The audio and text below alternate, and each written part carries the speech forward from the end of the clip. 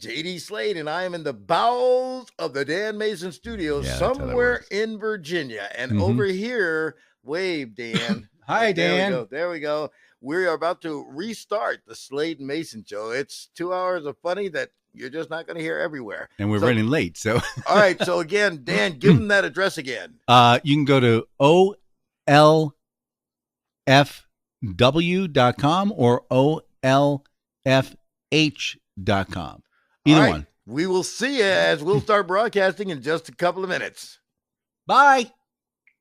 Ready, guys? Got one person already watching. That's too bad. Here we 60, 59, 58. This is a countdown 57, to the Slade and Mayson show. 55, 54. This continues to be a countdown to the Slade and Mayson show. 50, 49, 48. You're listening to the countdown to the Slade and Mayson show. 45, 44, 43. This is the continued countdown 41, to the Slade and Mayson 40, show. 39, 38. Right now, 37. You're listening 36, to the countdown 35, to the Slade and Mayson show. 33. Please stand 32, by as you're listening to the countdown 30, to the Slade and Mayson show. 28, 27. This 26, of course, the countdown to the Slade and Mayson show. 23, 22. We continue 21 now with the countdown 20, to the Slade 19, and Mayson show. 18. 17, stand by 16, as we are 15, now delivering the countdown 14, to the Slade 13, and Mayson show. 12, 11, yes, 10. This is our countdown 9, to the Slade 8, and Mayson 7, show. 6, 5, ready? 4, here we go. 3, 2, 1.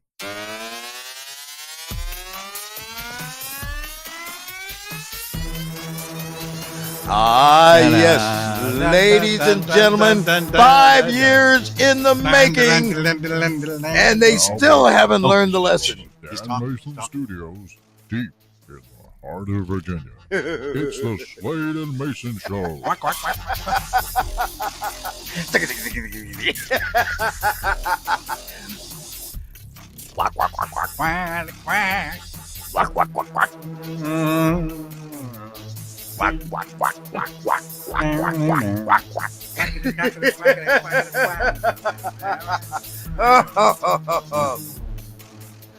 All right, can I start talking now? Yeah, go ahead. All right, here's the way this works, ladies and gentlemen. 5 years ago, two young men decided to get themselves and branch out into an area of broadcasting that was on a 3-hour tour. It was it was new, and they didn't have any guided waters, so they were out on their own. It was the beginning of what has now become a daily thing, a podcast. We didn't know at the time. I didn't know that. Yeah, at the time, I didn't know that we were innovators. Of course, we put together 48 shows, and then, of course, life happens. Yeah. So speaking of which, it looks like you lost about 20 pounds. Let me explain what has happened over the last. Well, first off, the entire world has changed over the last 5 years. Yours truly. Let's see. I think the last time we were on, we were talking about getting my car repossessed. Yeah, that was good. All right. Well, of course, it hasn't been a great trip, but it's been an interesting one. As being diabetic, I ended up not taking care of myself, and I wore myself down. And as a matter of fact, right after we finished the 48th show, I started working really, really hard and pushing myself to limits that I just stopped taking care of myself. As a result, in 2014, on February the 7th of 2014, I was trying to get out of bed, and I couldn't get out of bed. I ended up going to the hospital, and 63 days later, I came out with a new perspective and a new leg. Yeah. Because I now have my right prosthetic, and of course, I didn't go through regular rehab. I taught myself how to walk again, and so that's what's been going on with me over the last 4 years. That explains the Charlie Chaplin movement.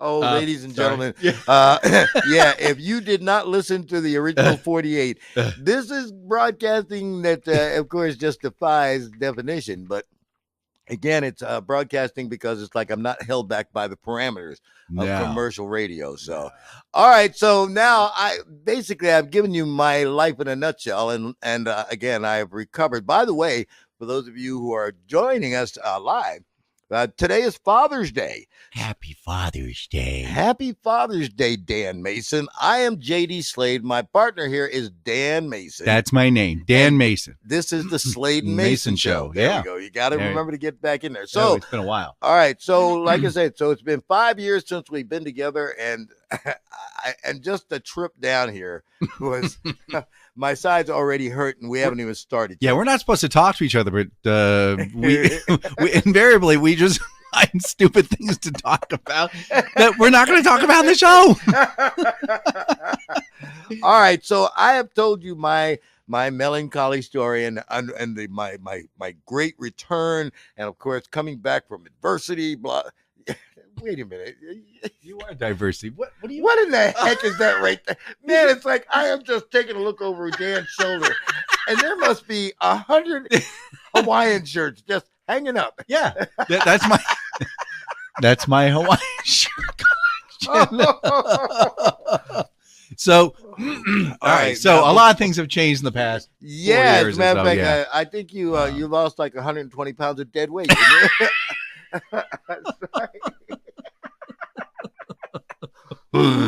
I'm sorry. Yeah. Let me eat my donut and just shut up here. Yeah, you just eat your donut. Now wait a minute before listen. Here's all right, the go thing. ahead. When we talked on the way up here, which we're not supposed to do anyway, I said, Dan, that's part of it. I lost my leg. You lost 120 pounds of dead weight. It's like, and he said, now look, we can't. So I'll just say, you lost 120 pounds of dead weight. All right, we'll move on. Move on. But anyway, so 5 years later, of course, we're in a different place. It's a different world. It's like, I don't think that we could have, in our wildest dreams, have imagined what was going to be going on in this country at this point in time. No way. Now, I will say this because I'm going to try and be better about this time around. Again, I'm not going to resort to the cheap jokes like, orange is the new black. I thought we just said we're not going to do that. I was just telling you, see, again, and I'm not going to get into... So you're paraphrasing as an example of things you're not going to do. You're right. I'm not going to use 4-letter words like the word... Right, and I'll try These are a few of my favorite things we're not going to do. I'm going to try not to talk about the Lord and, again, in bad terms. The Sabbath mean like Black Sabbath?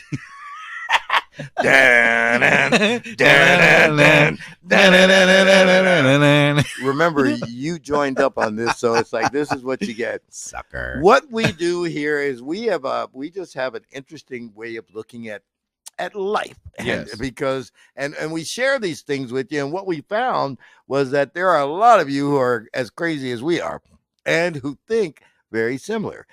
Ted, this is your fault, by the way. Listen, for 4 years, I have heard nothing from Dan Mayson about, well, Ted wants to know when you guys going to get back together. So, Ted, you better tell all 4 of your friends they better be listening as well. All right. So, all right. Now, so I've done that. And I guess we really have caught up as to what's going on. I guess so. Yeah. By the way, Dan Mayson, he's the guy who tells the great, interesting stories like how to fix your microwave. And I'm the one who ends up coming up with the sounds interestings to that. No. Me, of course, I'm the energetic one. It's like, and I actually did some homework for this show. Oh, my gosh. I'm not going to tell you what I did homework on. Well, it wasn't those donuts you're about to stuff in your mouth. I'll tell you that. As a matter of fact, did you say you're diabetic? Yes, I mean, what's with that sugary gooiness? You're not, JD. Oh man, yeah. Here I am with the black unsugared. What did you say about black? I'm sorry. Here I am with the African American coffee, which has no sugar in it. Oh no! Apparently, he hasn't learned a damn thing in 4 years. Here's something that's interesting. I didn't know this. Apparently, I got word from Ted. Apparently, he can only hear previous episodes. It's not broadcasting. I don't know what's going on here. So, well, then this will be heard 2 hours after. It'll be afterwards. Yeah. We better make this good then. Yeah. Why does this not podcast? Oh, no, I mean Madonna. All right, so this will be available roughly at 11 o'clock. I wonder if we can get the other one to work at the same time. Hold on. Okay. You're so talking while about donuts. Let's do this. We stopped at 7-Eleven on the way here. And I just had a taste for it. What was the name of it? Oh, yeah. I just had a taste for it, so I got, and it's actually a pretty good donut. Usually, you know, they've been in a case for a couple hours and gotten a little crusty on the end. This one is still nice and soft and chewy all the way in. I can't believe I'm actually describing to you how delicious this donut is. But sorry, I have to talk with my mouth full because here it goes now. Why is this not? Let's see. Stop talking out loud. Just like it's not. I'll carry on the conversation. Stop doing that muttering. All right, I'm just looking for features. Let's see. Go live. Anyway, I had said that. Stop talking. All right. I had said that I had done homework before I came here. One of the things that I'm going to talk about before we're done is whatever happened to quality control. Whatever happened to, I could go into my favorite eatery and pretty much trust what I'm going to get. I have never seen so many stories in the news in just the last 6 weeks of people finding things like mice in their sandwiches at McDonald's. Ew. Fingernails. Ew. Let's see here. What else do we have here? Oh, yes. Can I have a side of hair, please? Yeah. I'll take a thumbnail. Better yet, give me that left toenail. Yeah. Glass. Juniors, people are finding glass in their burgers. So we're going to talk about quality control and where in the world it has gone. Oh. Big thing going on this past week was the meeting between the president and Kim Jong-un. They obviously had lots to eat. And, of course, being the commercial entity that the restaurant industry is, of course, we heard about a lot of stuff that was being offered. The Royal Plaza on Scott's Hotel in Singapore was offering a Trump Kim burger in honor of the summit. The burger is made with minced chicken, seaweed, and kimchi. It's served on Korean rice rolls with fries and an iced tea. That's delicious. That's delicious. Oh, listen, you think that was something. The Beast Southern Kitchen and Bourbon Bar in Singapore was selling a $23 North Korean American hamburger. Now, the American half of the burger featured a beef patty, bacon jam, and barbecue sauce. Bacon That's what bacon it said. jam. What is bacon jam? Bacon jam. You're the cook. That kind of grosses me out. I think probably what's going to happen is you've got to first you render down the bacon. Second, you take the crispy remains and you crunch them up and you put them on top of your bacon, lettuce, and tomato sandwich. Then you take the gooey residue at the bottom. You put them into a jar with a little bit of pectin and half a cup of sugar. Bring to a boil. Then pop it in a jar and process that sucker for 20 minutes. It's delicious. Bacon jam. Oh my God. Now available from Kraft. Bacon jam. Is that really what bacon jam is? I have no idea what that is. I'm listening and I'm all captivated listening to them describe it. All right. Well, the bacon jam and barbecue sauce nestled into a fried mac and cheese bun. Is that low-cal? Oh, God. Oh, wait a minute. And I haven't even gotten to the Korean half. Oh, gosh. It features bulgogi beef patties, Bulgogi. Yeah, bulgogi. caramelized onions, and a cream sauce in between two deep-fried kimchi rice buns. Doesn't sound appropriate. You people will eat anything, won't you? And a side of deep-fried Twinkies. Oh, my God. Never missed a beat, ladies and gentlemen. Never missed a beat. All right, there's my story about the president and his eating. Oh my gosh, it was funny because it was Donald Trump came up in the news. He talked about sending Japan the 25 million Mexicans. Did you hear about this at all? No. He threatened. He said, "Let's see what kind of business you be in. You be out of office." He said to Japanese Prime Minister Shinzo Abe. Did I get that right? Yeah. He says, if you had to deal with 25 million Mexicans, I guess this was a stab at French President Emmanuel Macron, letting, hey, we'll let anybody into our country. Yeah, it's great. Well, except those people. It was interesting because it went on to say that Trump's blunt statements came after he appeared to be friendly towards both Abe and Macron. And remember, this was back in April. Yeah. Where Trump was at the White House and they were having the state's dinner. He goes over to Macron and he starts brushing out the dandruff off his shoulder.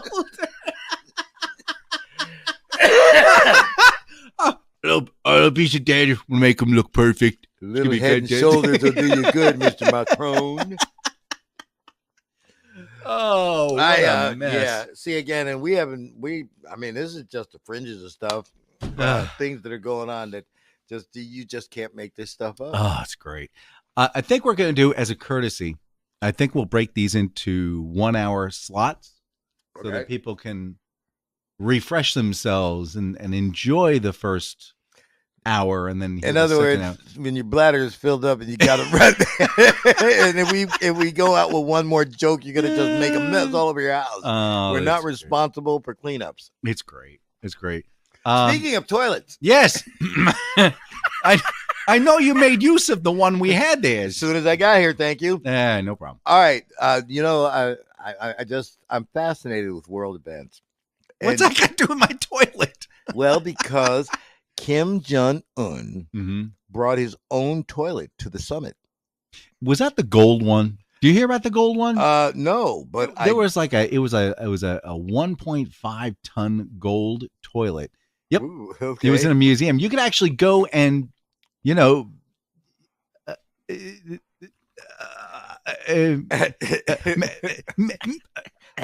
make use of it. See, again, that's it, because we're trying to be... No jiggling required.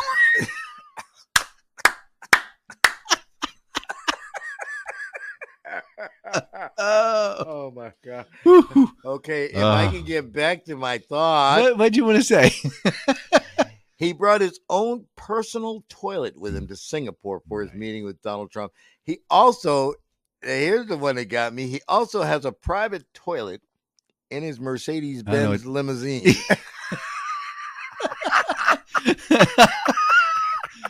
Kim, we're going to take a turn. We're going to take a turn. Ooh, yeah. You can't make this stuff up. No, you gentlemen. can't. That's great stuff. By the way, that summit between Trump and Kim Jong-un cost $20 million. Cash? And here's the one thing that came out of this that we know. Yeah. The Sun claims that Kim Jong-un may allow a fast food chain like McDonald's to open in North Korea. Oh my gosh. Hold the pickles, hold the kimchi out of No, it's hold the pickles, hold the puppy. Sorry. I said that. Oh, we make the cat your way. Oh my gosh. Can I have a bowl of deep fried grubs, please? Do you want regular or spicy? We will eat anything as long as the golden are associated with it. Oh gosh. All right. Okay. I think it's time we take a short break at this point. Oh, really? Yeah, why not? Just kind of collect our thoughts and figure out what the heck happened here. All right, gang. We'll be right back after this. Hey there, Commander Guzio. How you doing? Hey, listen, I started my own new business. Yeah, it's a restaurant. Gosh, I love food, don't you? Food's delicious. We all's gotta eat it, and you might as well come on down to my restaurant. Yeah, you've all heard of IHOP, and you've heard of IHOB, Hobo, I do the new one that IHOP has created. Yeah, well, it's kind of like that. It's IHOR, IHOR, yeah, and that's for International House of Roadkill. Yeah, roadkill. Hey, listen, that stuff is delicious. You don't understand. You know, you could go to like a fine restaurant and pay like $37 a plate to get some venison. Yeah, no, we got some right on the side of the road over there. It's delicious, it's nutritious, and it was free. You know, we just got hit like 20 minutes ago. So we go in, we got anyway, I won't get the roast of this stuff, yeah. But listen, nothing is as succulent as a roasted hoof. So yeah, come on down. And hey, listen, ask for the blue plate special. What is that, do you ask? Yeah, that there is a freshly roasted rodent. You know, like any of them beasts that have to like keep carving their teeth in hard surfaces to keep the teeth from going into their lower skull. Yeah, so that would be like a rabbit, let's see, a squirrel, a gopher, any of them. So come on down to Carmine DeGuzio's IHOR and enjoy some delicious, fresh, we're talking fresh like we just killed it, fresh meat. I'm Carmine DeGuzio. See you soon. It starts with an itch and a tingle, and then it builds and expands. And suddenly, all at once, my legs won't let me stand. I scratch till my fingers go numb, but my skin never bleeds. A silent accomplice waits and feeds when I'm asleep. There's something that lives inside me. I promise I'll never let it end. Oh, oh, oh. It grows and divides inside me. It's making a home beneath my skin.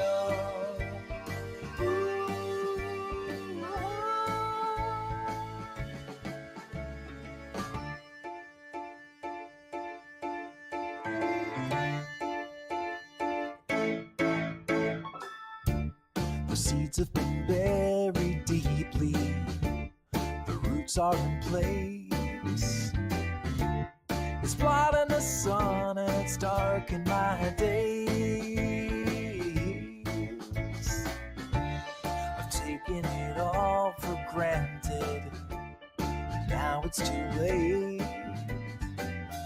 There's nothing that's left to do but wait. There's something that lives inside me.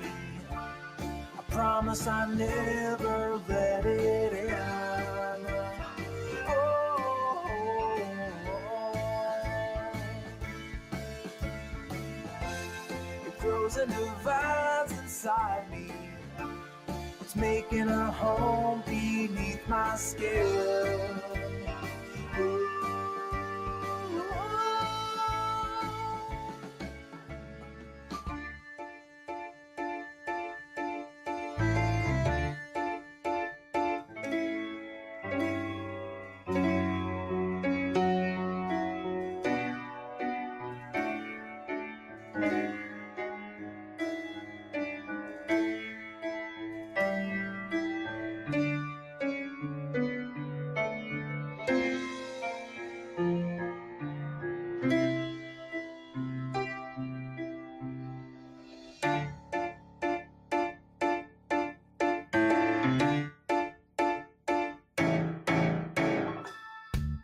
It starts with an itch and a tingle, and then it builds and expands. And suddenly, all at once, my legs won't let me stand. I scratch till my fingers go numb, but my skin never bleeds. A silent accomplice waits and feeds when I'm asleep. There's something that lives inside me. I promise I never let it out.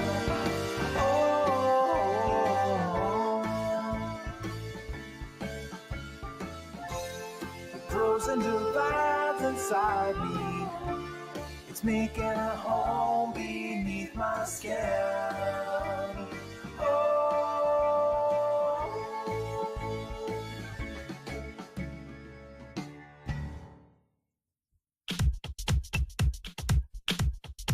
Sadly, we must now return you to the Slade and Mayson show.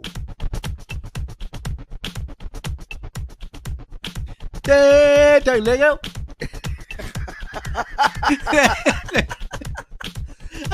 Yes. And he's as rhythmic as you think, ladies and gentlemen.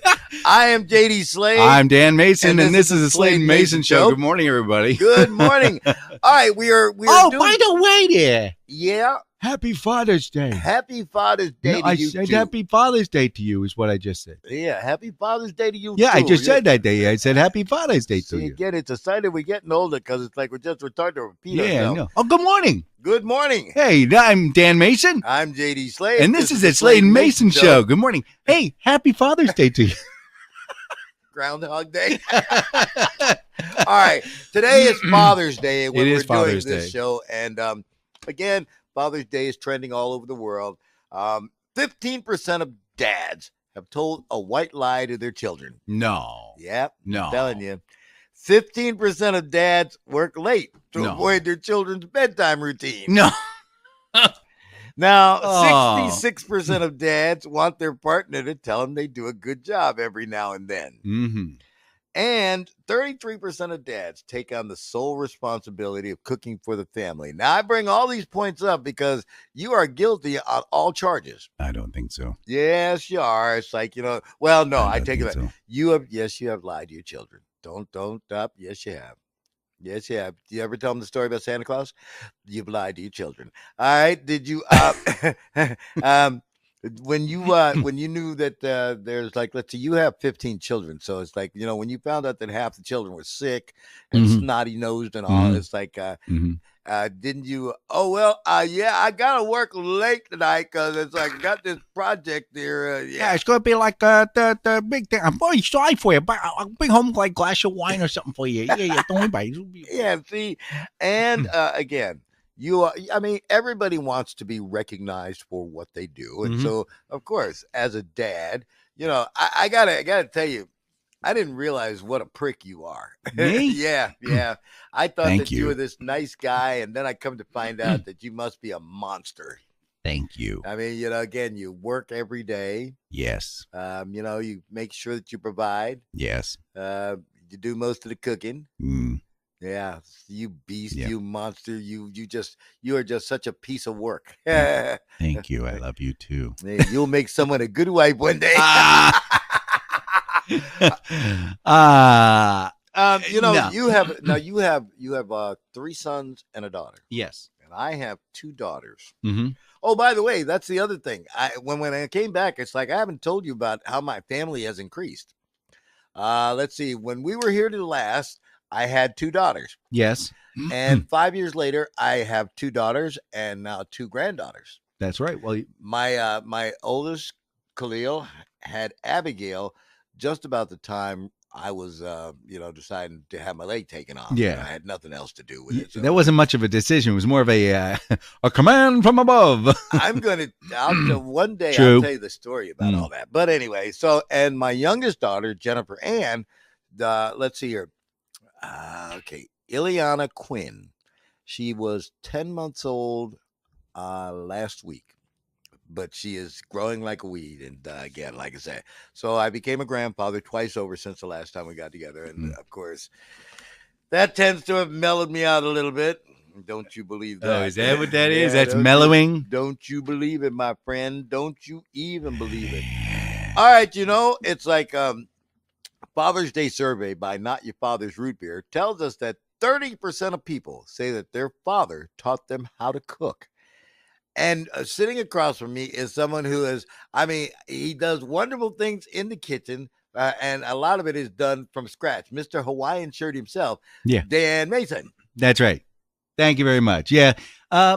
Cooking is kind of like a release for me because first off, I think I've You want to talked know about what's a release to me? not on the radio. Okay. Talk So- about that afterwards. It is. It's kind of a release. You get into like a zone. There's a certain pattern to it. You can get it working the way you want it to, and everything's kumbaya. By the second joint, I'm right there. Yeah, sitting in his chair with a joint in the left hand and a whisk in the other, going.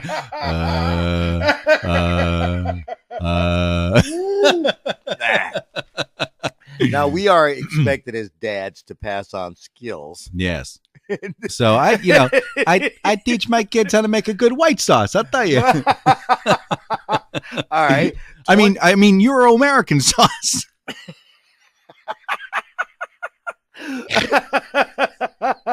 Now, oh man, we are expected to pass on certain skills to our children. Yes. 25% of millennials say that their father taught them how to clean. 30% of people say their father taught them how to manage money. There you go. So far, I'm striking out. And this is the one that I specialize in. 8% of people say their father taught them how to hide junk food from their mom. Oh, I do that. Don't tell your mother. I'm going to put this in your lunch. I'm going to put the rest back in the clam way in the back behind the oatmeal. No one will see it behind the oatmeal. Here's another proud moment. 14% of people say that their father introduced them to beer. All right, it's a little bitter right now, but you'll appreciate that flavor in just a little bit. Go ahead and take another sip. Take another sip. It's near your bedtime, isn't it? Take another sip. My mom, God rest her soul, said that there are things that you better know how to do because you never know when you're going to have somebody around to do them. Mm-hmm. One is you need to be able to cook. You better be able to know how to wash laundry. Wipe your butt. And wipe your butt. Great story, I got to tell you. Oh, here we go. You see, you brought that up. Butt wiping? Yes. Oh, when okay. I was in the hospital. Oh. Again, it's like, yeah. again, I was in a chair because the leg was gone. And I used to have assistants. Yes. Go to the bathroom. Yes. I remember it like it was yesterday. There was the morning that I was assisted to get into the bathroom, mm-hmm. and I'm sitting there on the potty. Yes, the throne, and I could actually reach my hand back. Ah, so you had to wait centered, properly. The thing of it is that you cannot appreciate the fact that your own ability to wipe your behind mm-hmm. is so taken for granted. Again, I remember when I did it, I felt like a fool afterwards, but I actually went, "Hey, I did it! I wiped myself!" I mean, I'm yelling, but again, it was one of those milestones that you have to reach in everything, and little things that people take for granted. I have to really think about it. Like I say, when I get ready to stand up, I have to think about what I'm going to do instead of just jumping out and doing it. Yeah. I mean, I saw you coming up the stairs. I mean, that took some thinking. Yeah. Navigating. It also took 20 minutes. That's why we were late. Two. Come on, JD, crawl up the stairs faster. Come on, let's go. 3. Grab a rope. I also explained to Dan Mason while we were on our way here that I have come up with a new catchphrase because last time it's like I'll say, "I'll slap you upside the head." My new catchphrase is, "I will take my leg up and kick your butt." Without the 4 little words. I did it. See, hey, listen, I'm used to having hot mics here. I am not like certain political leaders who just say, "Yeah, you do booga booga booga." Yeah, booga booga. Which brings up a story. Always does. All right, man. hold on. So while you're finding that story, I'm come to the conclusion. Well, a couple of things. First off, we'll do the one I want to talk about, and then We'll do the one I'm talking about. So we'll talk about open mics in just a second. Open mic. Hold on. Open mic. Open mic. Because you said that. But can I? All right. So, oh, he's getting serious here now. This past week, there was this big to-do about the Stanley Cup. Okay. Lord Stanley's Cup. So, the interesting thing is, have you guys seen this thing? It's huge. You're not going to get this in the dishwasher to get cleaned. I don't understand what their thinking is. Also, there's enough there. You can put like 67 gallons of Gatorade in this stupid thing. But they don't put Gatorade in it. Well, all right. So, first off, when does Stanley get his cup back? Because he's been really considerate about it. Keeps getting passed around to these guys who are like, with no teeth, which is ridiculous. Every time I see a scene, the guys are smiling. I can see the back of their head, which is ridiculous. So we got to find out where Stanley is, when he wants his cup back, and why are they so flippin' thirsty that they need to drink 64 gallons worth of Gatorade. Now, if I were drinking out of a cup, I think something smaller, like this nice little 12-ounce cup that I got from a place that I won't mention because we're not sponsored by them. But I'll give you a hint. It's 8 and then 9. I don't know, numbers. Anyway, so is first, if they wanted a big cup, if they were that thirsty, why are they going back and forth on the ice? What you could do, you could actually melt that ice and drink it. You could drink that water. Now, which brings up another story. Now, oh, there he is. He's finding the story. Ice, baby. All right. So, Give me ice, baby. ding, ding, Ice, ding, ding, ice, ding, baby. ding, ding. I'm burning through my 2 hours in like 15 minutes. This is not good.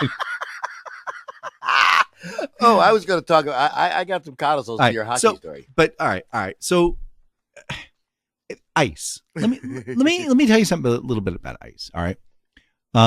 So ice is water that has reached nominally 32 degrees Fahrenheit or lower, 0 degrees Celsius or lower. It has assumed a solid state. I can smell a microwave stove. Yeah.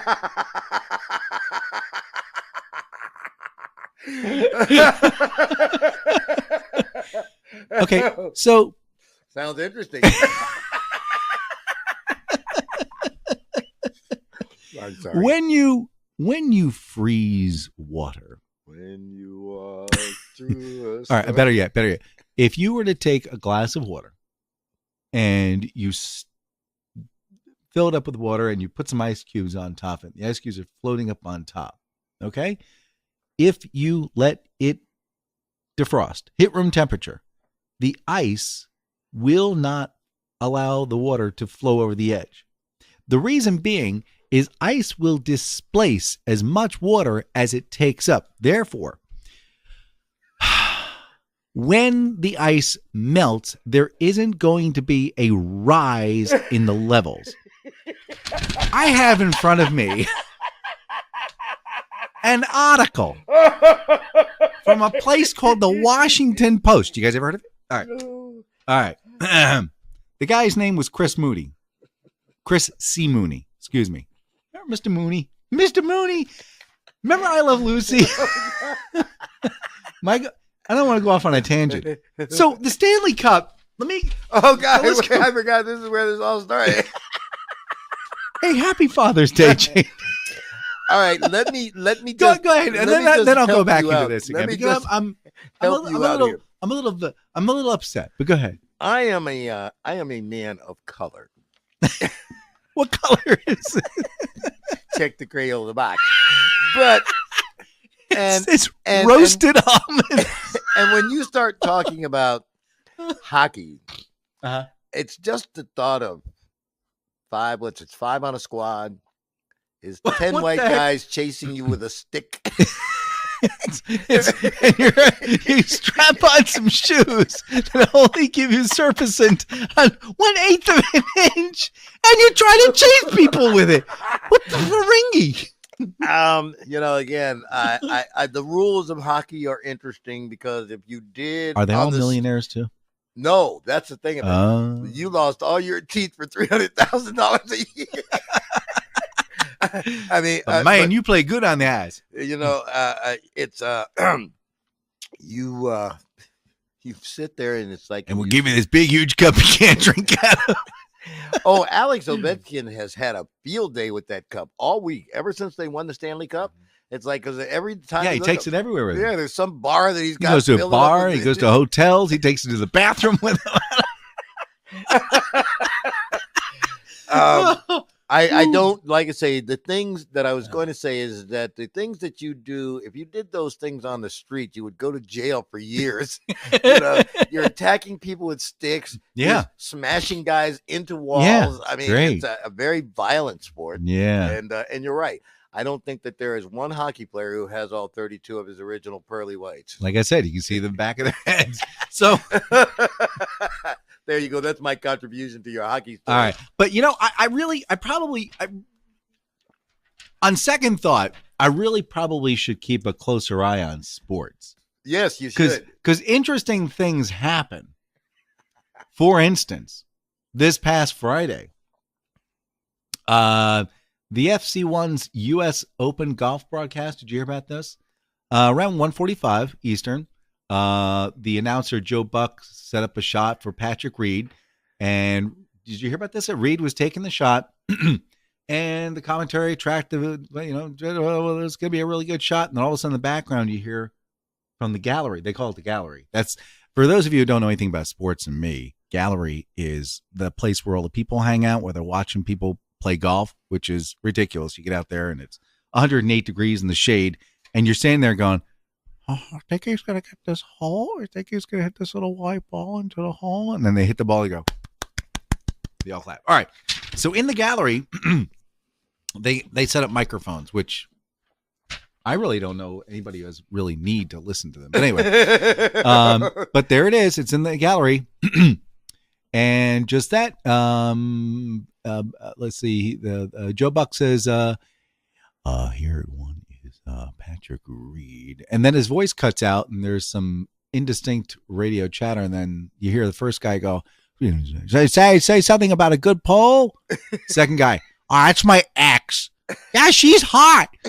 Yeah, that's when we was eating so hard. And I headbutt her into the head. Sure. And I smacked that down.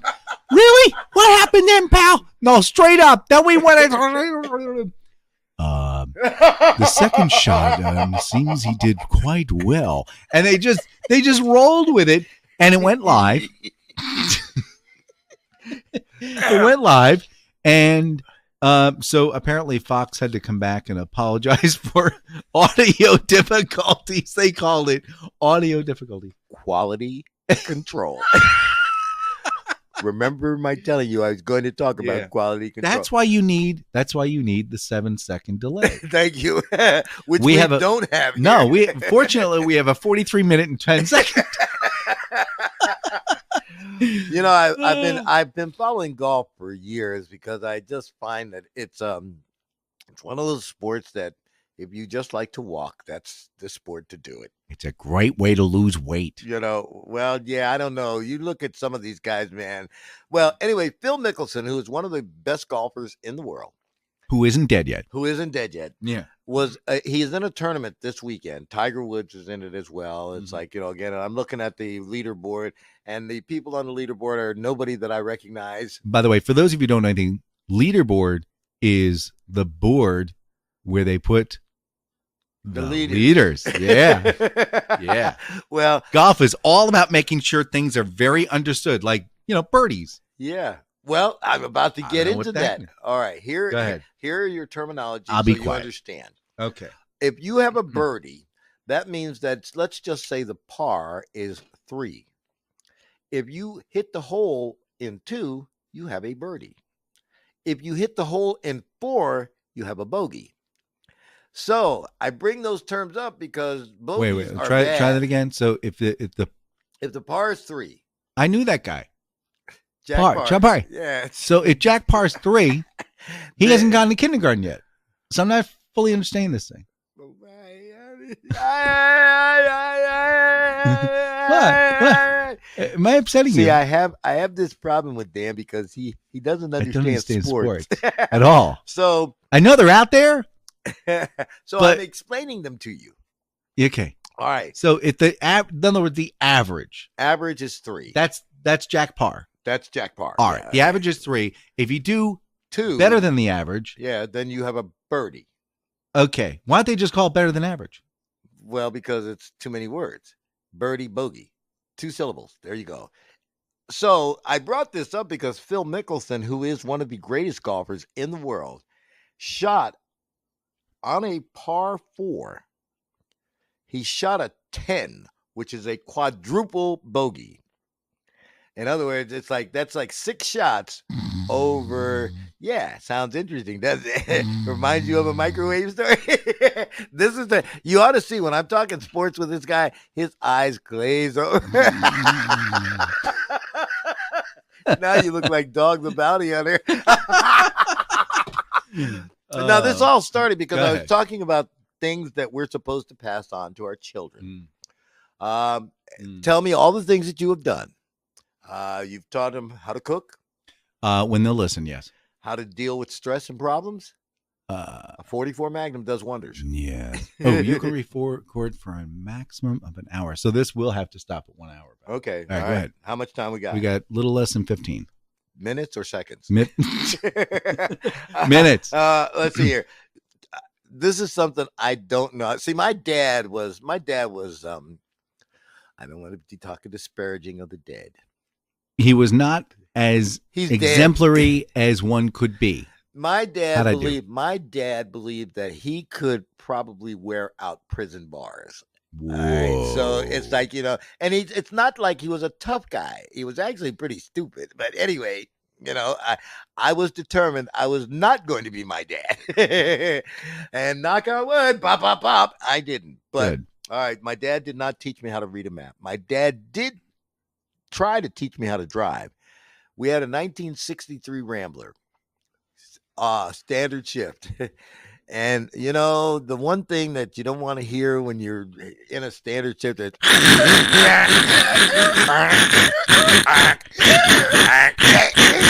yeah, there we go. Can't find him, grind him. My dad was done teaching me how to drive after the 15 Yeah. minutes. Leadership. Okay. Go ask your mother.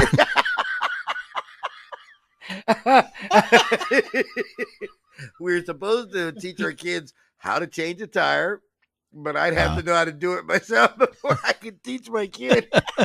Hey, Jiffy Lube. Is this double A? I need help. Money management. Well, you have to have money to manage it. Don't spend any money this week. Mom said so. We are supposed to teach our kids decision-making skills. Go ask your mom. This is a coin. Wait. Likelihood? No. Magic eight My ball. magic 8 ball. We are supposed to teach our children repair and maintenance. Now, I got to give you credit for this because it's like you're the guy who can fix a microwave. I asked Dan what he's doing. It's like he's got the most amazing fixes for every little problem he could have. Oh, you got a problem with your... Oh, no. Hey, listen. Oh, yeah, you just get a replacement part for that. Get down to the highway store, get a new lever, and you can get that strung up in 20 minutes. It only costs you $14. I can get a new one for $9. Yeah, but get you this new one fixed all back up again. I can get a new one for $9. Yeah, but only $14 worth of... Look. Oh, man. It's like you're laughing, but it's like that's him. That is him, man. He ain't paying full price for nothing. No. You you went to your doctor right away when your leg was having an issue. Me? I'd be researching it for the next 6 weeks. Now, if it had to come off on Tuesday, what would your rates be? Okay, I think I'm up to my hip now. Now, how much is a new hip? Now let's negotiate this deductible.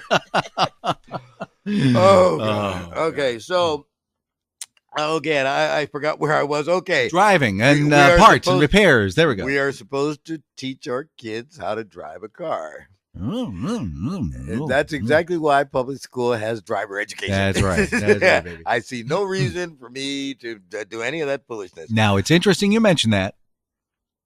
When Well- Paul turned 16, Mrs. Mason went down to DMV and got him a learner's permit. He knew the test cold. Yeah, of course he I mean, did. he's a 16-year-old boy. He's going to know that sucker cold. Yeah. So Now, he aced. he aced it. He got his little card, and he came home, and he said, "Hey, I got my driver's permit." I said, "That's awesome. Let's go pick up your sister. You're driving." Yes, sir. So that little tiny putt blue car you saw, yeah, that's Paul. we loaded that up. We got Paul, and he drove to Shenandoah. Yeah, Wow. University. That was it was an hour and a half long ride, and he did very well. We got there, and the rain came down like a son of a. It came down sideways, winds whipping up at about 70 miles an hour, and he's like, "Well, yeah, you're gonna drive home too." So he drove home. We got towards the top of the mountain, and I said, all of a sudden it was like a boom wall of fog. And I said, yeah. I need for you to bring the vehicle down to about 2 miles an hour. And he's blah, blah, blah, blah, blah, blah, blah, blah, blah. Just enough time to quickly veer to the left to avoid a couple of cars that did not bring it down to 2 miles an hour, and they were crashed on the side of the road. Ooh. And yeah, they were not doing so well. Welcome to your driving experience. Yep. So Paul has learned. He's done quite well for himself. Yes. I learned how to drive. My first driver's license, I took the test in Bridgeport, Connecticut, and my birthday is in December. 1862. Yeah. So, but it's like, again, because of the way the city is set up, when you take the actual driving test, they go, of course, right turn, left turn. They ask you to do a parallel park, a wide turn. Mm-hmm. Then the last thing they make you do is back up a city block. Whoa. Wow. Snowstorm. I did that. Wow. So when I came to Virginia, I got caught in an ice storm some years ago. Oh, yeah. It's like I was really impressive. The way I handled it. It took me 4 hours to get 15 minutes. That's how bad the ice storm was. I locked in, and when I was done, man, it's like, again, white knuckles. Imagine these with white knuckles. I find that hard to believe. Yeah, and when I got ready to because those are roasted almond. I'll just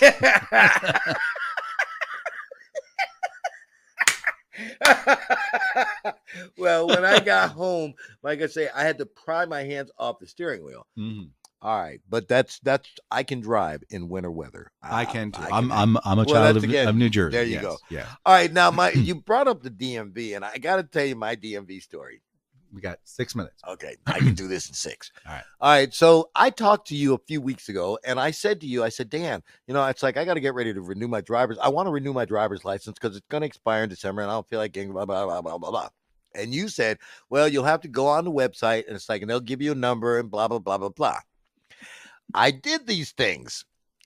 Now, all right. So I get to the DMV webpage, and it says, if you want to renew, blah, blah, blah, I clicked that point.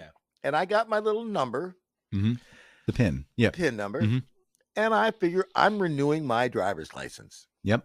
So I go through and it's like, and they say, check the information, make sure it's all the same. We're going to use the same picture that you had last time. Unless you want a new one, you got to blah, blah, blah. Yep.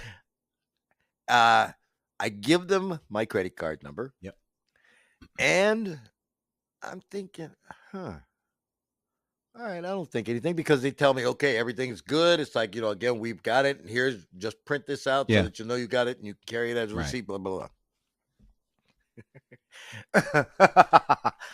blah. Let me show you how.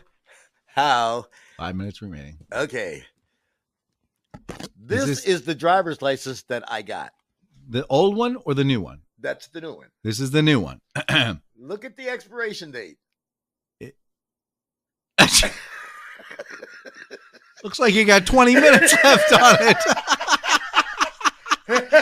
Oh, you ordered a replacement license. Well, at least you got something new and fresh to scrape your window with. I got a replacement. You got a replacement instead of a renewal license. So I still got to, because like I say, I looked at it and I thought, now you got two. The $20 I paid for this replacement license, and I thought, you got two. I'm gonna just keep this because it's a lesson. It's a lesson. I can't make this stuff up, ladies and gosh. gentlemen. And this just happened in the last week. So again, so then, oh wait a minute, as the codicil, there's a little thing on here. If you're going to get your driver's license after October, then it's like you'll have to get something else because the federal government has now required something else to be put on your driver's license. Great. So I thought, okay, I'll see you in October. Oh my gosh. Oh my gosh. All right, guys, we're up against the window. We'll be right back. See you in part 2. Return to the Slade and Mayson show after this.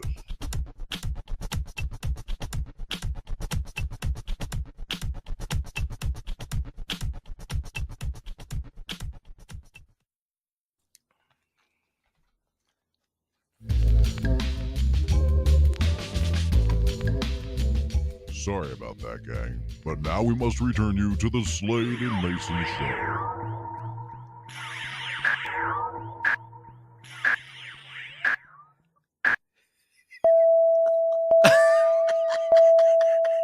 I don't never get used to that. I never know what the heck is going to come in and bring Clean us up in out. aisle 4. I'm JD Slade. I'm Dan Mason, and this is the Slade and Mayson show. This is hour number 2 of the first show in 5 years. Oh my gosh, we're using a new format, and apparently, even though it's a podcast, you'd have to use your smartphone to podcast. You can't have like real equipment. Yeah, So well, I'll tell you what. Out. This is a lot better and a lot more roomy than the last studio we were using years ago. Yeah, that was down crammed in your basement. Mm-hmm. Of course, now it's like I have to describe this guy's room. Well, of course, to his right, there's the 100 Hawaiian shirts. And there's a story behind that as well, as there is with everything. Well, then it's like I noticed that there's a dresser, and it's like, and there's all the labels on it: men's, boys, underwear. So that is my brother, Bert, who is anal retentive. Oh, yes. All right. He's what you call type. Oh my God! A. It's like every drawer is labeled. Every drawer. Yeah. Look behind you. Those ones as well. Helen stuff. Oh, wait a minute. Oh yeah. Helen. Oh my God. Yeah. So, but of course, just like the typical bachelor pad, I take a look around, and there's yesterday's clothes. On the floor. On the floor. Of course. Yeah. See, I see, and I'm a different kind of bachelor because, like I said, when you come to my house, there are no dirty dishes in the sink because that is one of my anal things. I am type 1 personality about that. Yeah. I have a washer and dryer, so it's like I make sure I use them so I don't have dirty clothes on the floor. Hey, I got up at dark early to get over to pick you up. Get up so every give morning me at dark 30, so I don't even want to hear that. Oh, the last thing that we are supposed to have passed along to our children as a Father's Day ending of the story I was telling. Are we talking about that again? Yeah, again, it's like it's only been a minute or so, but actually it seems like a half hour. The one thing that we are supposed to have taught our kids to do is how to ride a bike. Oh, I did that, and I actually have there's a video online. I'll bet you there YouTube is. video me showing Peter how to ride a bike. I did not. as I told you in the last portion, my dad thought that he tried to become the hard knocks lesson, again, teach you how to wear the bars out and such. He took him to the top of the hill. He strapped him down to the seat, and his dad pushed him down. Good luck!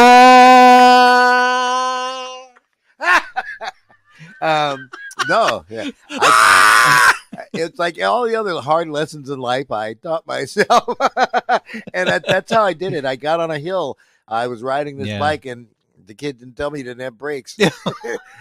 I'm coming down this hill, and it's picking up speed. And it's like, if there's traffic, I'm a dead dog. It's like, no, I get all the way across the street, get thrown off the bike face first. So was this a mechanical manual brake, or was this one of like a 10-speed with a squeeze-a-later? This is one of the 10-speed with the squeeze. Okay, yeah. So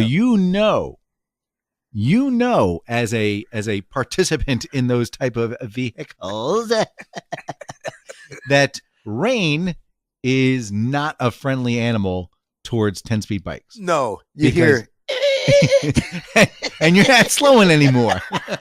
Yeah. You got like 2 erasers squishing on the back of your tires. It's like, squeak!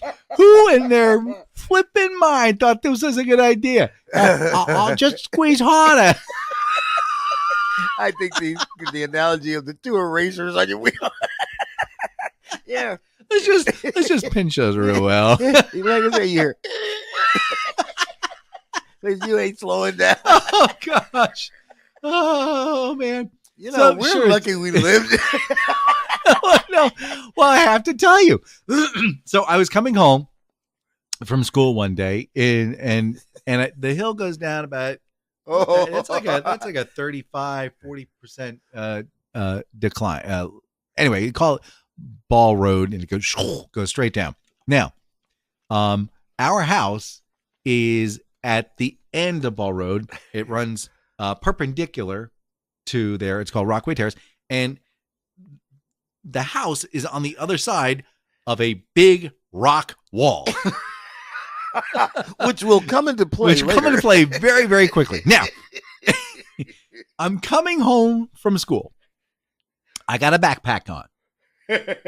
And I'm at the top of Ball Road, which is about a half mile up. Okay. So, and it's raining like an S-O. Bear. Next letter, yeah. Yes, bear. S-O bear.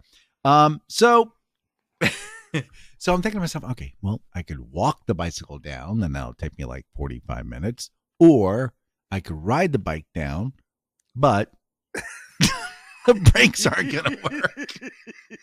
What shall I do? Now, I'm a man of great caution, but of little patience. So I decide I'm going to ride the bike down. So I'm going down. And the first house, second house, third house, fourth house, fifth houses. I go, dude, houses are passing me. Go, and I'm going, oh no. And that rock wall's getting closer and closer and closer. And I said, I know what I'll do.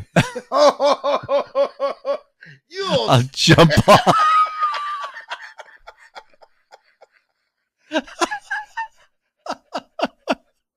Now, it's the 70s. There are no helmets. There's no knee pads. No knee pads, nothing. So you can kind of stand up on pedals. I don't know if you know this. Stand up on the pedals, and I did. I jumped off into somebody's front yard. Didn't hit the front yard. I hit most of the road, and my bike just went right to the rock wall. Bam! Just like in the cartoons. You see the thing flipping over and around circles. OMG. I was all scraped up, torn pants. I was bleeding. I was alive. That was the most important thing. You're a hero. I was a hero. Oh my gosh. So the bike was damaged. But You see, these are the stories, and we tell these stories because there are plenty of people out there who have the very same stories, and they just go, I know what that's like. I remember one time. Yeah. And Yeah. yeah. Okay, What now is turbulating? Is that I your think phone that or is me. I think that's telling me that people are. all right, good. picking People up, like watching it let's finally. see, let's Hey, see. yeah, and apologize, guys. I have no idea. It's supposed to be live. Oh, I'm getting messages too. Yeah. So all right. Good. People are posting. Just keep on. Master. You know, Yeah, just- keep listening. We'll post the second one. You know how stupid it is that we're actually talking like they're live. Yeah, they're live. hey, it's better than them being dead. Oh my gosh. Um, Speaking of dead, there we go. so that was a risk that I've decided going forward I would never do again. Yeah, Yeah. it only takes you one near death experience to decide that. Right. So, and then what the heck is the name of it? Down 95, there's a amusement park, King's Dominion. King's Dominion. So I went there, first moved to Virginia, went to King's Dominion, and I took their ride called the Corkscrew. And I kid you not, you're going about 50 miles an hour. So all of a sudden it goes whoosh, whoosh, whoosh, whoosh. Takes you like on this corkscrew, and you're like, and you're feeling like 5Gs being pulled on you, right? And I'm thinking, wow, that was really cool. Probably I'm okay with doing that never again. But so, and in hindsight, I'm thinking to myself, it's pretty smart of me never to do that again. And actually, you should never do that again. I'll tell you why. So in Orlando, Florida, a roller coaster detached from its rails 34 feet up in the sky, and people fell and hit the ground. Yeah. Others were still stuck there. This was down in Daytona Beach, Florida. And here's the deal. The service state inspectors twice in the past year shut that ride down for safety issues. Okay. Now, I get it. These rides are designed by mechanical engineers. These guys have degrees out the yin yang. Okay. They make about $180,000 a year. They're designing these beautiful machines. Okay. You with me? Yeah, I'm here. All right. The difficulty is the machines are maintained by people who are making minimum wage. So you got my grandfather used to maintain roller coasters, Palisades Park, New Jersey. Oh, yes, Palisades Park. During the Depression, okay? That's how he kept himself alive. He was a carpenter by trade. And you know what his job was? He had to walk up and down the rails like 4 o'clock in the morning to start, and he'd replace the bad ones, okay? Now, mind you, this doesn't make any sense because this man he's an artist with his hands, building homes, structural things. But here he is stuck replacing beams like 2x4s. That's it. Okay. But he made sure that job was done correctly the first time because he knew human beings were going on this thing. Now, you've come down for a job. You're a high school student. You're looking for money. And that's all you're looking for. You're just looking for money. So what do you do? Where's the power switch? That's it. You laughed, Dano, but I worked at a little small amusement park when I was a younger man. And of course, yes, I used to run the Ferris wheel. Mm-hmm.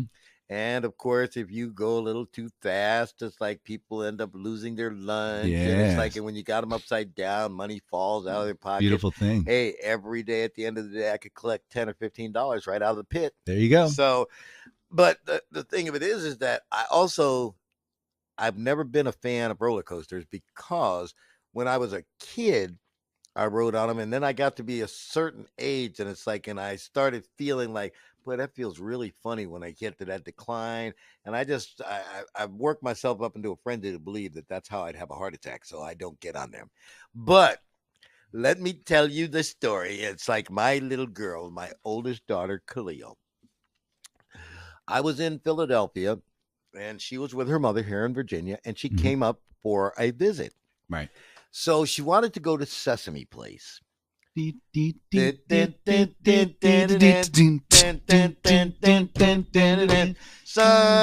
day. All right. Anyhow, so wait. Okay. That's a combination of Stevie Wonder and Lawrence Welk, and that's an awful picture.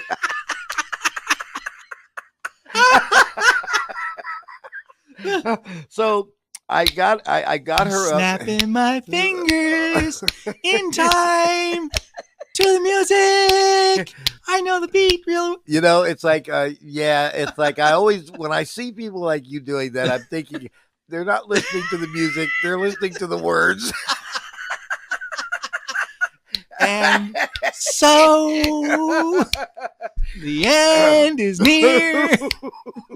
All right, so I'm sorry. Go ahead with your story. So I finally get, and I'm Dan. going to bring my little girl, and we're going to go to Sesame Place, and so it's like, and we're cool, and she gets to see Bert and Ernie, and again, and all that. I hope Kermit the Frog. Yeah, and then it's like there's a roller coaster. All right, well, she wants to go on the roller coaster, and Dad, being the dad I am, absolutely. My little girl wants to go on the roller coaster. We're going to go. How old were you at the time, roughly? Let's see. Ballpark. 37. 37. Go ahead. So we get into. We may need 3 hours today. Go ahead. We get into the car, and they start to close that bar down. Mm-hmm. Well, I am a man at this time of great girth. He's fat. and this is what's happening. Oh, beast. It's like, it hurts. And then you hear snap. And you're like, he broke the bar. I can't ride like this. So they have to release it. Oh, my little girl! I looked at her face. There's 2 faces. There's one of the extreme embarrassment, and there's one because I'm not going to get the ride because of your fat ass.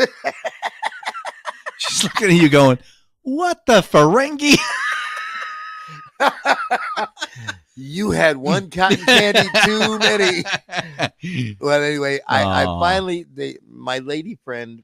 My lady partner at the time, she got on the roller coaster with her, but it's like I never ever forgot that, because that's one of those moments that you carry with you. All right, now, so you asked how old I was. There was a reason. There was a reason, and it's very interesting because psychologically speaking, they talk about this. This is also why it's built into the Constitution. After age 35, your brain clicks over and says, "Wait, knife fight? This is probably not a good thing." In other words, logic starts to take over. Wait a minute. You want me to jump out of the airplane with stuff strapped to me, and hopefully this thing pops open and I get one more after that? Yeah. So roller coaster. All right, let me get this right. It's going to go down. I'm going to collect about 5 G's, maybe pass out. And hopefully these kids who are making $8.25 an hour made sure that the rollers have been replaced. And that the bars are not there. No, thank you. That's it. You're absolutely right. After 35, something happened. I am a brave man, and it's like, we talked about this. It's like I should have been dead at 35, man. It's like, because all of the things, stupid things that I did, but. Somehow or another at 35, I started getting smart. Oh, we have a sponsor. Hold on. Keep talking. Oh, okay. Yeah, well, keep talking. All right. So now, speaking of jobs, everybody is looking for a job, but I have got the most stupid job, but it pays weekly. Now, here it is. The compensation is $50 a day for 1.5 hours. $50 a day for 1.5 hours a day. Every Monday, Wednesday, and Friday, you stand next to their delivery truck and tell the parking authority to leave them alone. You start around 10:30 each day, depending on weather and traffic and holidays, on the 800 block of Chestnut Street. This is in my own stomping grounds in Philly. Now, there are 4 total stops. It takes about an hour and a half, usually. Must be reliable, and here's the important thing, and not an idiot. That is the way the ad is written, man. That is great. What part of Craigslist did that come out? Oh my gosh. All right. So we're doing this one as a freebie. Now, there is at the place that I work. Oh, okay. Someone who's looking to start their own business. So I thought it'd be fun to kind of let you know their existence. Wait a minute. What kind of business? I mean, listen, that now, again, it's like I do have a reputation I got to protect. They make special deliveries,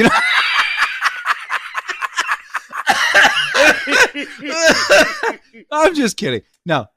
See, again, if you have not listened to this show, it's like you really need to go back and get the first 48. So no, this is so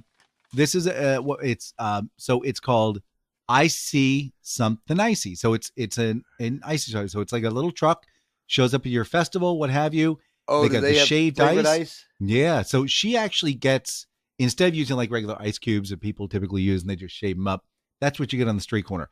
She actually gets this big 150-pound block, specially made, specifically for shaving ice. So it's creamier tasting, it's smoother flavored. So you need to check it out. It's I See Something Ice. So it's a little difficult to get on the domain, but it's ICEY something. So it's SOMETHIN.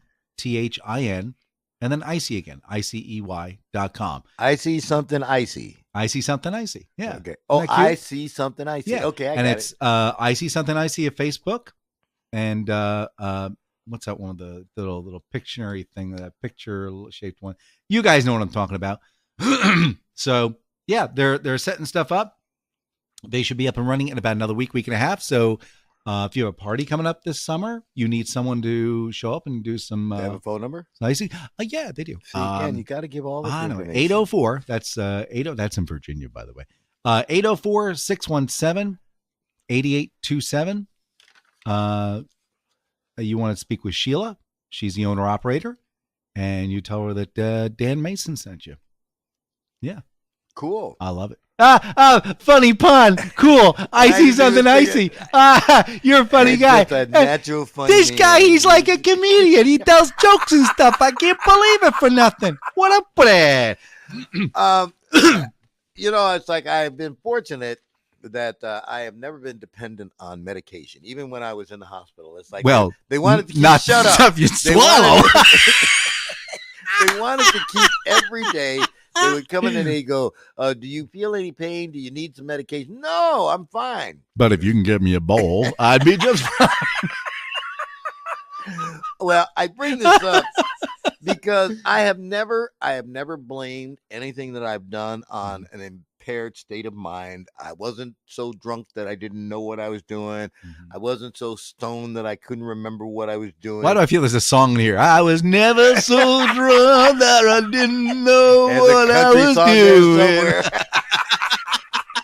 doing. Well, so I'm bringing all this up because I try to stay away from some controversy on my other radio show, but I don't have to on this one. Mm-hmm. No, we just let it all hang out. So I got to touch on this Roseanne thing. OMG. Look.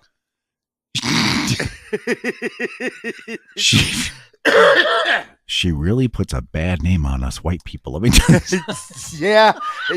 This is another one of those reliables that you just, here's your poster child. Now I'm a domestic goddess. Now here it is. Yeah, that was actually pretty good. Yeah, it was. Here it is. Roseanne blames her racist tweet on Ambien. This is awesome. And then Ambien came back and said, it's being racist, it doesn't seem to be one of our side effects.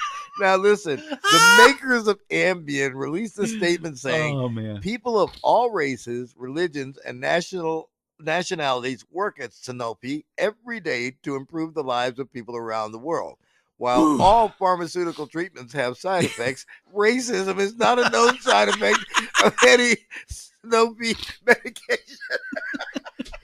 You can't make this stuff up. Oh my gosh. So thank you, Snow White. Woo.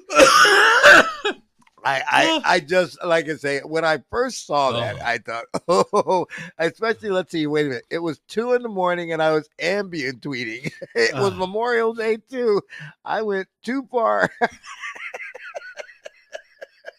She's it's like although, listen, I have done things that could have been career suicide.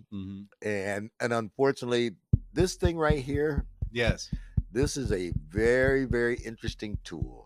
It can make you so popular, but in one fell swoop, it can take you right down, baby. Right through the toilet. Right down, baby. Right down. There you go. One of the things that you learn in Radio 101 is that if there's a microphone, you better just act like it's always hot, because it might just be. So anyway, yeah, I don't know how else to respond to that. Like I said, racism is not a side effect. Oh my gosh. All right, so we're going to take a short break, and we'll be right back after this. Thank goodness for this break. Sadly, however, we will return to the Slade and Mayson Show.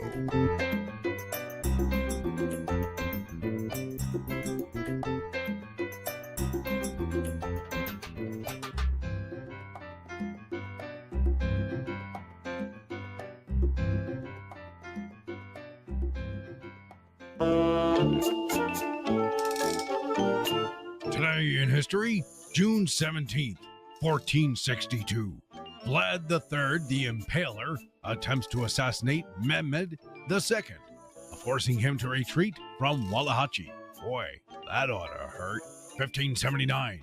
Sir Francis Drake claims the land he calls Nova Albonio, modern California, for all of England. Oh, you mean it's really belonging to England? Good. All right, guys, come pick up your California. 1673. French explorers Jacques Marquette and Louis Joliet reach the Mississippi River and become the first Europeans to make a detailed account of its course. The river runs due south. 1885. The Statue of Liberty arrives in New York Harbor. She waded in off the shore and laid down in New Jersey and took a short rest. And finally, 1992. A joint understanding agreement on arms reduction is signed by U.S. President George Bush and Russian President Boris Yeltsin. Boris Yeltsin was later reported as saying, "Yes, no problem. We will get rid of the bombs that we have, but you have to do something about that moose and squirrel." I'm Dan Mason, and that's June 17th.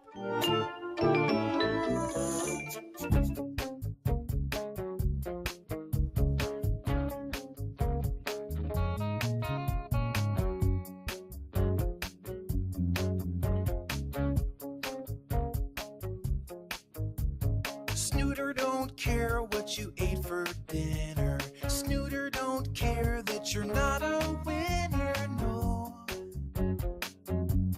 He just snoots. Snooter don't care what you tip your waiter. Snooter don't care that you're a player hater, no. He just snoots. Snooter don't care what you think about him. Snooter don't care that you sometimes doubt him. He just snoots and snoots and snoots and snoots and snoots and snoots. Wait, I'm not done yet.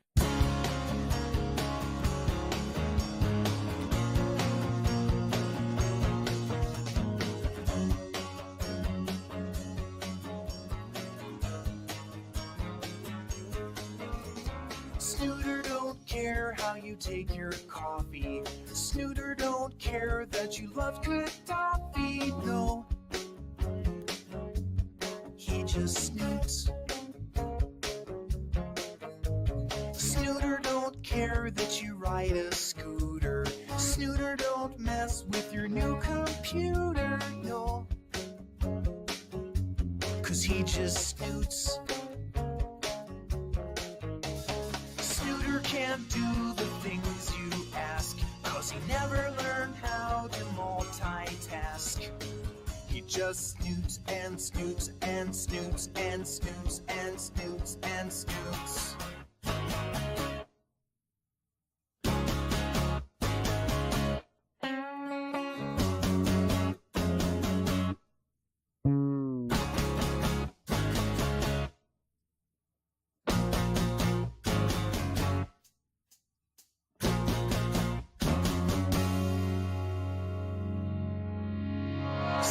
Snooter don't care what you did last summer.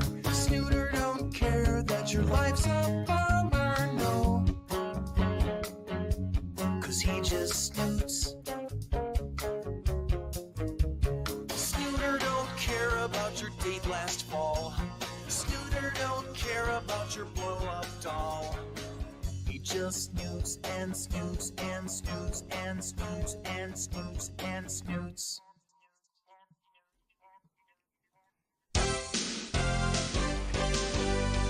And now, for reasons I can't even explain, we return you now to the Slade and Mayson Show.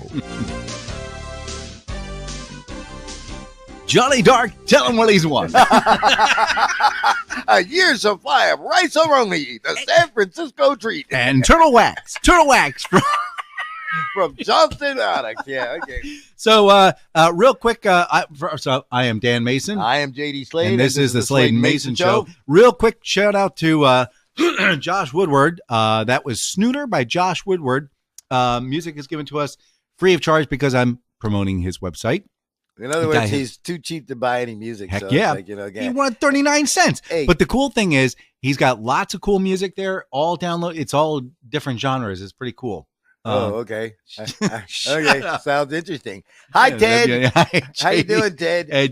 Hey, Ted, you listening? Hopefully you're listening. I can't see Yeah, you. because it's all your fault that we're here. Wait, so. I'm listening. Ted, view now. Oh, sweet. Okay, he wrote. All right, so Ted's listening to the first hour. Good. And he'll get to listen to the second hour. But apparently you have other people listening as well. Yes, as a matter of fact, because I decided that I would go ahead and turn people onto it, and especially since like I say, for 5 years, it's like this guy's just been bugging me. When are we going to do this again? When are we going? We need to do this again. All right, Ted, we're back. Shut up. Like, what are we going to do? Shut up. Again? We're back already. I have a thing that just it nails me. It makes me cringe. It's this thought that your face changes every 2 seconds, so you need to have a new picture. Oh. I'm talking about this craze of selfies. I've heard of it. Selfies are the bane to our existence. More and more people are finding themselves getting hurt because they're not paying attention to what they're doing, and they're taking selfies. Mm-hmm. Now, you could talk about the lady who fell off the 100-foot cliff? No, but I am going to talk about the lady who got hit by lightning because she was taking selfies. Oh, this was a lady in Italy. I think she was on a cliff somewhere, and she's fish lips. Ah! That's the other thing. She went fish splat. lip thing. Oh. What is that? I mean, ladies, there is nothing sexy about those fish lips. Men, again, no fish lips. No fish lips. I mean, come on. It's like, it makes you look like a combination that you're smelling something that was really bad, or you got something in your mouth that you really want to spit out. Yeah, I love you. But I also am here to do a public service. Okay. Because for everything that technology brings us that's good, there is some idiot who's going to find a way to screw it up.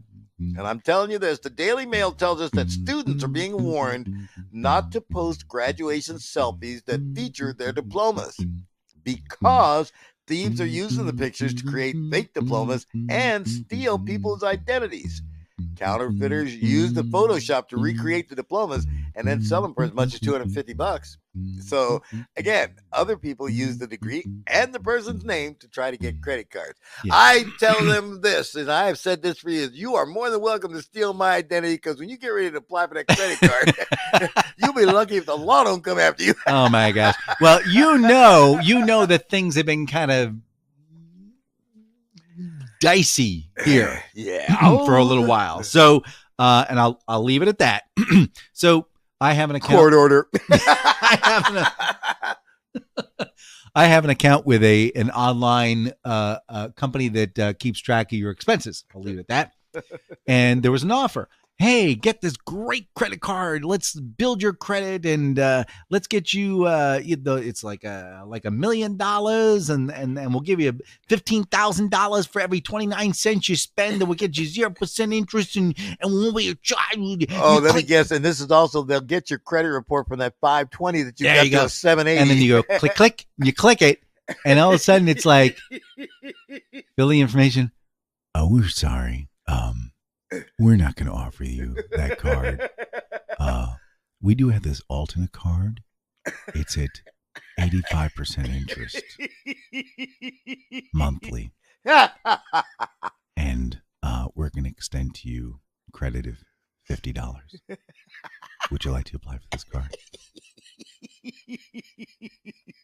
Sure. Where do I sign up? So I got a card coming in. I can put $50 on it. And it's only 86% interest. Oh my gosh! I'm gonna be a millionaire. And I had to put $300 down to get the card. Gotcha. Yep. So I'm working on that problem as well. Yeah. Since we were last together so many years ago, it seems that identity theft and people hacking into systems. Oh my gosh! I'm just at the point. Every day I got something new in the mail. I go. I've been hacked in again. Change your password again. All right, whatever. The ones I like are the ones where they hack into your system and then they decide to send all kinds of crap on Facebook to people. Because at least once a week I'm going to see, dear friends, if you received anything, please don't click on the link that says contact the consulate in Africa. To get your $1 million. It's a fraud. I remember when that really, was the Gloria? worst thing. You don't work in it. You don't work for the consulate in Africa. We went to school together. I thought you still live in. Like I said years ago, I had the solution. It's like I got so many of these, and I thought, okay, here's the deal, dear whomever. Here's my offer to you. You say that all I have to do is send you X amount of dollars, $485 for the taxes. Yeah. I'll tell you what. You take the $485 out of the $29 million, and as a matter of fact, send the whole thing take an extra $1 million for yourself.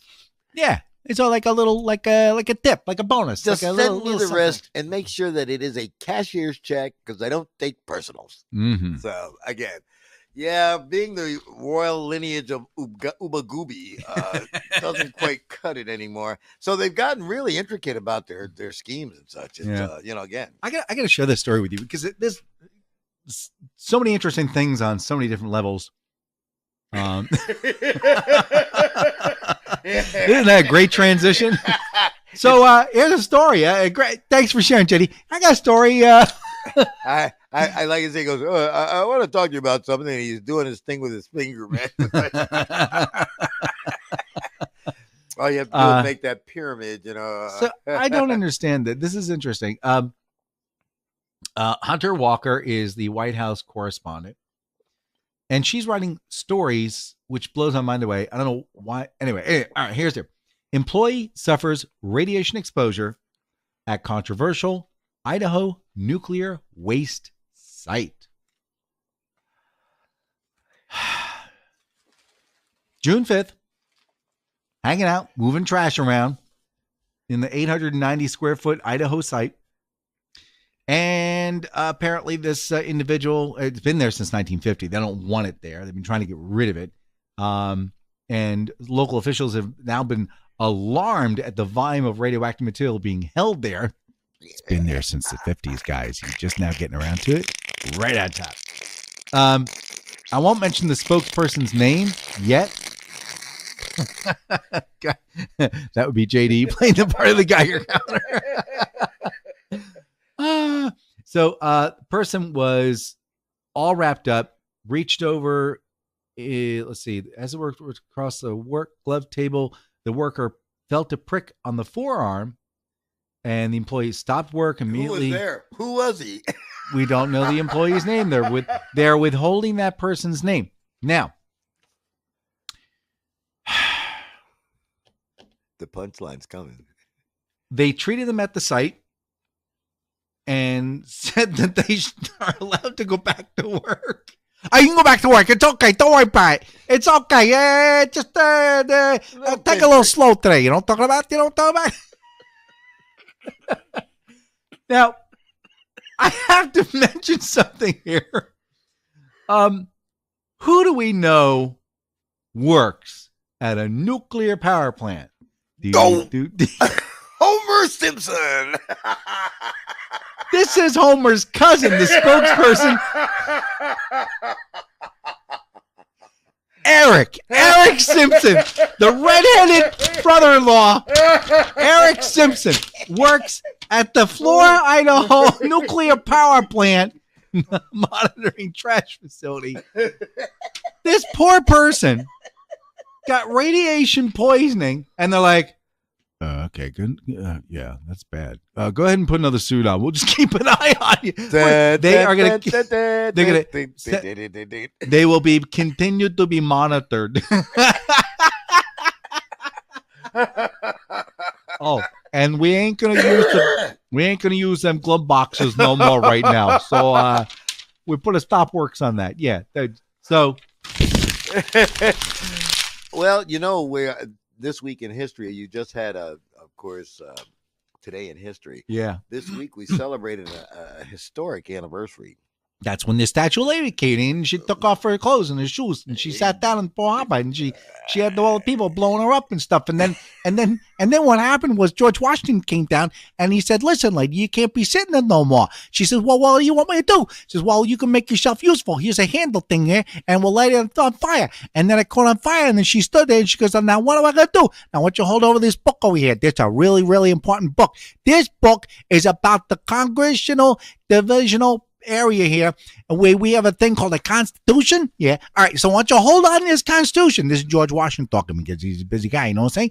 So, and she's there in the Pearl Harbor thing, but actually called the harbor when it's in New York. It's a New York harbor there, but they moved it. It used to be in Pearl Harbor, which is in Hawaii, but we didn't know Hawaii was there yet. We know it was there yet. So she sat down, and they stood her up, and then when she was done, she was in New Jersey. She didn't know how to get there, so she just stood there and waited. And the light went on, and to this day, there she is. Now, she hasn't gone to the bathroom yet, so she just keeps eating. So she gets bigger and bigger. Man, she's probably like 900 feet tall right now. Yeah, so you should go take a look at her. And man, she's been holding in because she's all green. I'll tell you. It's a mess.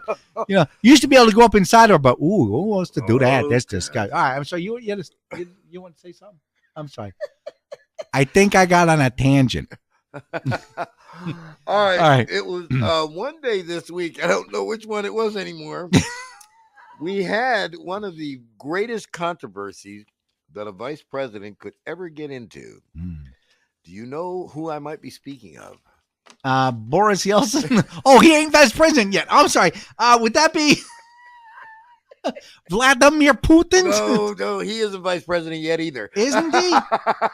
You don't have to be a U.S. citizen to be the vice president. Yeah, just the president to be the president. Oh, just the president. Yeah, just the president got to be the president in the American. Yeah. So my question about history: do you know who made this grave error? Grave error. Abraham Lincoln? No, this is a vice president. Oh, Don Adams. For those of you who do not know Don Adams, he is Maxwell Smart. Oh yeah, John Adams. Sorry, I thought it was funny he was hanging out with 99 all the time. Okay, let me give you another hint. All right, go ahead. Okay, so you're having steak. Mm. And it's like, and you have a russet. What is that? That's And spell I don't know. I'm gonna see my doctor on Thursday. And spell it. It's R. No, it is a breed of this. Russet, it just happens to be a breed. Oh. Is that a Malamute?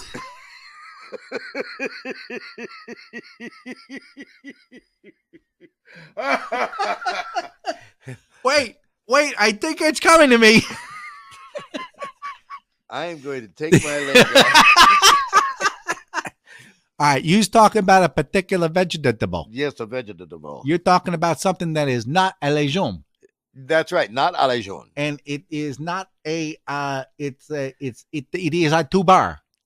It is not a root. It is not a root. It is not a rhizome. No. It is not a pod. It is not a pod. It is a tuber. A tuber. It is a number one tuber. It is a number one tuber. It is a tuber that we eat that we turtles. Yeah. Yeah. You had to use the universal translator for that one. There you go. You talking potato. Yes, it was one day this week that Vice President Dan Quayle corrected a kid and told him that he needed to put an E on potato. The final E. You know, it's funny. I was talking about the Statue of Liberty and everything.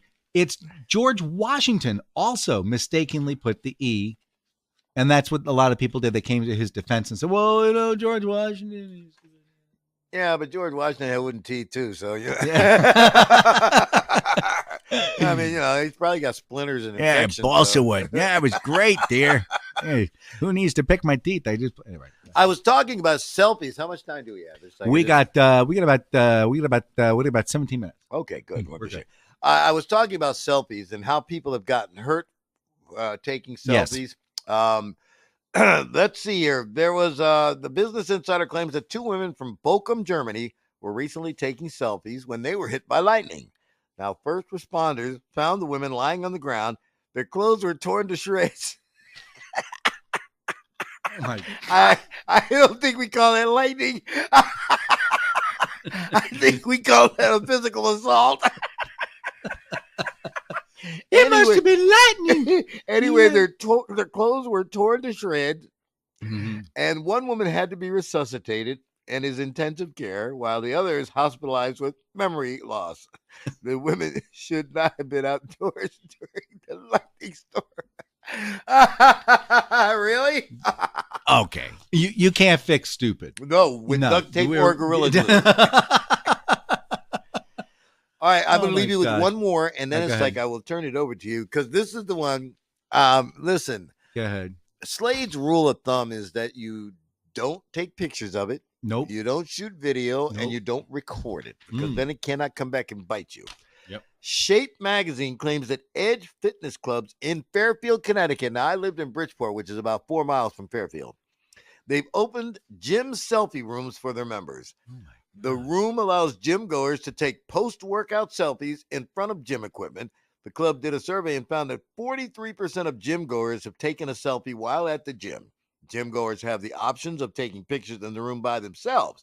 The gym installed photo-friendly lighting and stocked the selfie rooms with hair products and other accessories. Now, look.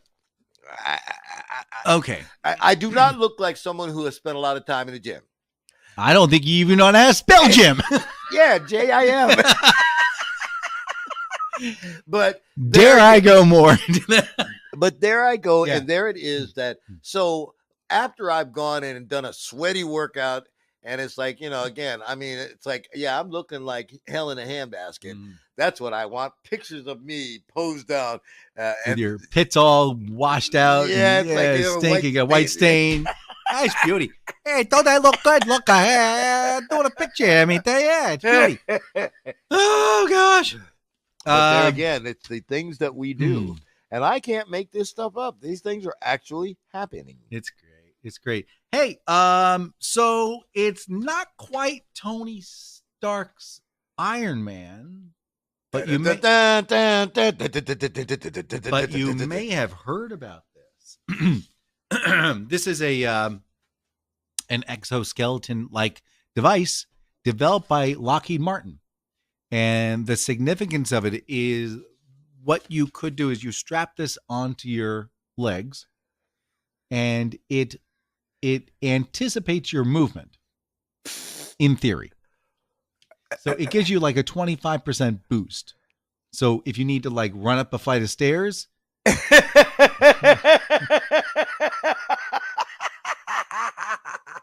you could run a flight of stairs. Of course, that annoying is going to try them out the flipping. Yeah, the military is really interested in these suckers. But I think we'll be able to sneak up on our enemies that way, boy. Double time. They promised that the next generation, the servos will be a lot quieter. Oh my gosh! But they show this guy walking up and down the stairs. I'm like, I don't get it. All I hear is this guy squeaking and going. But Every square inch of his leg is covered. It's got to take at least 45 minutes to put this sucker on. And I'm like, holy credoli. Oh. How long does it take you to put your leg on? I can get an entire dressed and shower in about a half hour. There you go. So this add another 45 minutes. That's like the building's burning down. Okay, hold on. Okay, wait a minute. I got strap 37 on. Can you get me the binary switch? The binary switch for the backpack? Hold on. God. The building's going down. There are 15 people alive. All right, I need the backpack switch. The other one. No, the blue one. Hurry up. Get over here. There's only 2 people left in the building. Hold on. We're almost there. Stop it. Here I go. There were no survivors. Oh my God. But they're working on it. It'll be great. So then there's this other guy. Now lose the other part of the story. Here we go. Lundgren. Eric Lundgren did not do music in the 70s. Okay. Oh my gosh. He's in federal state prison in Oregon. Actually, he's gonna be there He's next very to my dad, shortly. right? So this guy was like, "Oh, I'm into like recycling. I'm an e-recycler. I'm making people money and trying to help them out." No. Here's what the guy did. When he was 26, he was in China, and so back in 2011, he made 28,000 Windows recovery discs, like the ones you download for free, and then printed Dell's branding on the CD, and then sold them for 25 cents a pop. Needless to say, Microsoft didn't think that was very funny. Wow. $8.3 million worth of sales. FBI guys like, "Oh, you guys is overreacting. This is a David and Goliath deal." Yeah, he's like a free Mr. Green, and yeah, he's no. I'm just trying to get people to use old computers. That's all. 25 cents at a time, and so $8 million. That's a lot of 25 cents. I know. Well, you got to realize they charge I think it's like $15 to get the recovery disc. So if they were to order those plus the shipping and handling, yeah. So he says he's being unfairly treated. And this is the same guy when he was 14 years old, broke into a local junkyard in Linden near the Canadian border. This guy is nothing but a mess. Bought a motor from a lawnmower company for $75, added steering wheel, boom boxes, gears, and built this like motorized vehicle, go-kart style, and then drove down the major roadways.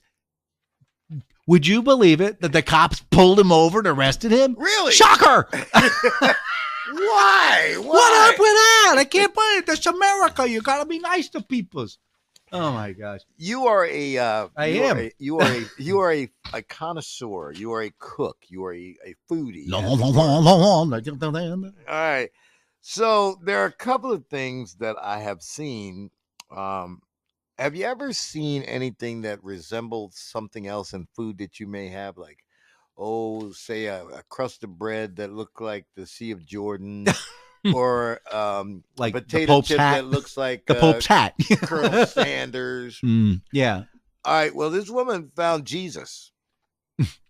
Well, a lot of people find Jesus. Well, she found him in a crab. Now, Kathy Rader was recently relaxing on a beach in New Smyrna Beach, Florida, when she found a horseshoe crab that had the likeness of Jesus with blue blood. She said, I looked at it and said, "Thank you very much." I took it home, washed it out, and set it on my front porch to dry. I went past now it. I got Jesus by the dashboard light.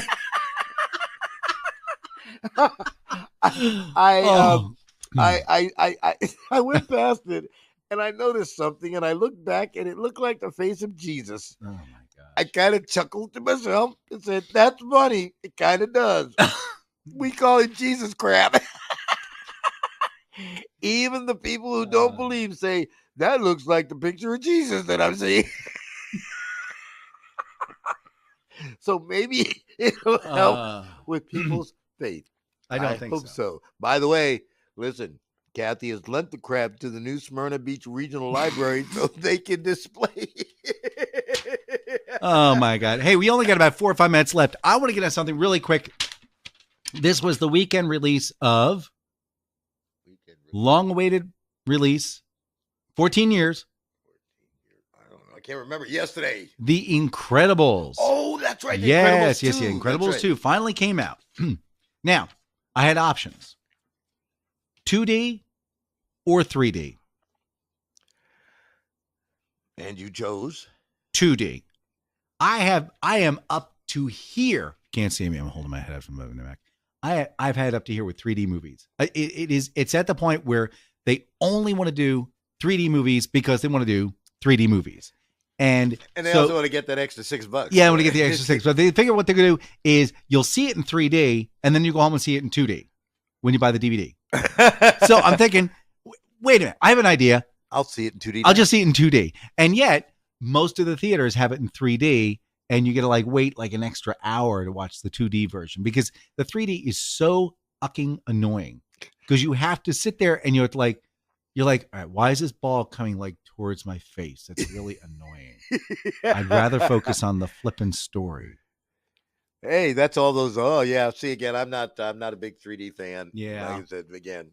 How much time we got? Oh, we got about 6 minutes. Okay. All right. Listen, by the way, if you have to tell people how they can get a hold of us in case they have any ideas that they'd like to share with us that we won't listen to. So you can go to OLFH or OLFW.com. I think what we're going to do over the coming weeks, I'm going to be changing over so that, yes, you'll still be able to get to anchor.fm where we'll have our podcast. But you'll also be able to give us feedback, give us stories. We'd like to hear stories that we can share on the radio, even though we're not on the radio. Right, it's not the radio. We're bigger than radio. We're everywhere. We're on the internet. That's right. Internet, exactly. That's right. So we're not sure about next weekend because I got 4 hours of driving for 2 hours of recording it. Hey, yes, quit your whining. 5 years you have bugged me. Yeah. I was crippled. I had no leg. I don't want to hear about still calling me going, when are we going to get together and put the Slade and Mayson show together? When are we going to get together and put the Slade and Mayson show together? It's like, when are we going to get together and put the Slade and Mayson show together? So I said, okay. Who was it who lost their leg? Huh? Yeah, well, was it me? No. I didn't lose my leg. Well, they have now. See again, I'm making sure that I keep the other one because I don't have another spare foot. Yeah, again. All right, listen, I'm going to leave you with this one. I've tried any number of new things over the past few years, and this one was one I thought, oh no. Sonic Drive-Ins debuted their new pickle juice slushie this week. Yeah, exactly. I just threw up in my mouth. A taste tester from Food and Wine tasted the drink before writing, surprisingly delicious, sweet and tangy. The bright brine compensates for the over-savoriness you might have been worried about. Our only gripe is that the slush is a bit too sweet. As to counteract the crap flavor. You can't make this stuff up. It's like, I assure you, I will not be trying. Although, now wait a minute, I did do something a couple of weeks ago. Yes. Because I love bread and butter pickles. Oh, who doesn't? And it's like, that brine is pretty good. That is really pretty good. It's like you're not drinking that, are you? Oh yeah. It's like I enjoyed that. It's like it just gave me. It's like spinach, man. Yeah.